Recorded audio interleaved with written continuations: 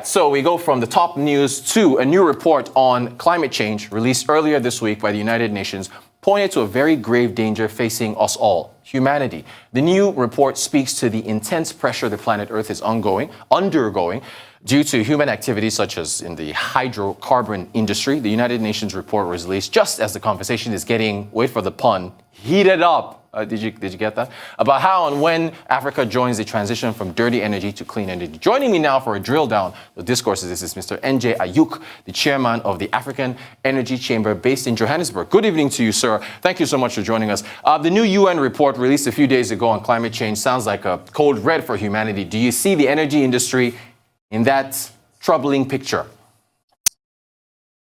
I do see the energy industry, and the first thing we have to say, we welcome the report. The report in itself addresses clear climate emergencies, which you might say it's a red code of what needs to happen. And what we have, the energy industry has to do, we have to embrace more technology to find solutions for this. We have to continue, though, producing because demand is going to go up. We have to continue producing hydrocarbons, but in a cleaner fashion, in a better fashion. But this is not a time to cut tax, to increase taxes. Actually, you should cut taxes right now in order to incentivize a move towards cleaner fuels and really drive down. So we do welcome the report, and a lot of the fossil fuel industry is going to take a big note to what the UN is saying, and it has always, and we are there to find solutions. This is the industry that's going to find solutions for the future. Oh, some governments are going to have some trouble with you, sir, saying they should cut taxes. They need all the revenue they can get at this point. But I want to ask you about energy transition and the conversation for Frontier Africa. How should this drive for the future be balanced, both for industrialization, growth, and the environment? First, I'll get back to cutting taxes. When you cut down taxes, you make limited governments, you cut bureaucracy, what happens? You're going to spur new investments and new technologies and your new drive that will solve some of the climate problems. It's not going to be done by overburdening people. You need to reduce the burdens and you need to incentivize it. And African energy transition, it is going to happen, but we need to find a balanced way to do it. It's not going to be solar or wind or renewables against fossil fuels. No, we still have a lot more fossil fuels to produce in Africa. We have not produced like the others, but we still have to do it in a cleaner, in a better fashion. For example, some of the gas. Nigeria just passed a petroleum industry bill that incentivizes gas. So we have to drive gas monetization. It can be done better. Mozambique, low carbon LNG. This low carbon LNG is going to be produced well. And our energy transition cannot be any kind of transition, or we shouldn't even be talking about a transition in a rapid pace like Western countries if we still have 650 million people without any kind of electricity. Energy poverty is the African call of the day. If you don't fix energy poverty, even the UN reports that is calling for, cleaner fuels by 2030, how do you think everybody's going to drive a Tesla by 2030 if they don't have electricity? That's a great, well said, sir. I want to ask you something else. You've toured many African states since you touched down in Nigeria in early July. What consensus and support for Africa's energy industry are you gathering so far? Africans are so united besides the fossil fuel industry. If you look at Europe, you look at America, they hate oil companies. We don't. And I always say, when you demonize oil and gas companies, when you demonize petroleum producers or gas producers, you're demonizing everyday people because we work in that industry. We were always the last hired and the first fired.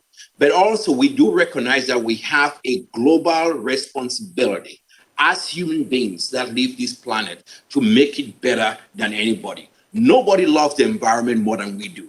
We are the greatest lovers of the environment, and we are coming up with technologies to protect that environment and to drive it better.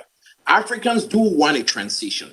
They want to include renewables in their energy mix. They want to produce low carbon LNG like what you have in Mozambique, and they want to use the Nigerian petroleum industry bill to drive new kind of pipelines, produce gas and monetize it, but also cut bureaucracy. That's why they are flooding. They tell me, we come into Cape Town. We are going to have these discussions in Cape Town because it's time to put an African energy agenda that speaks to Africa, welcomes investors, but it's time that we have to have a paradigm shift. And we need to look at ourselves as well. We need to look at the mirror. You know, mirrors are not to just to reflect what you see, they are to correct what we see. So we have some corrections to do in Africa as we work this match.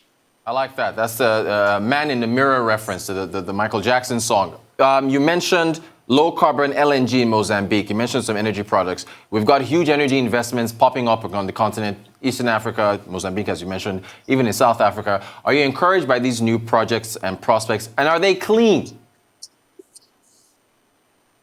I am more encouraged than these new projects. They're cleaner than Michael Jackson. He was that man in the mirror. But when you look at Mozambique with what is going to happen, this is some of the best forms of LNG that you would have. It's going to be produced well. It's carbon neutral. We shouldn't forget that. This low carbon LNG out of Mozambique, you're probably going to have the same kind in South Africa. But what is beautiful about that? You're going to have some of the best technologies producing LNG out of Africa.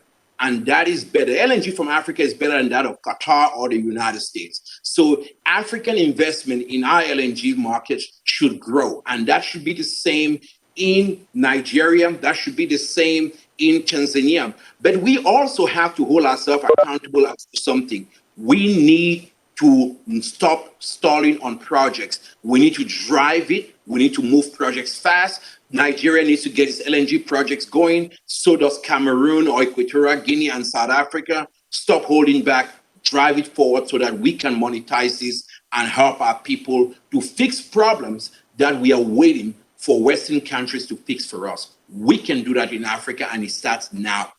Great stuff. Very, very encouraging conversation with you, sir. And I do appreciate the time you've given us on the ARISE Exchange and ARISE News. Mr. NJ Ayuk, Executive Chairman of the African Energy Chamber. Thank you so much for joining us. All right.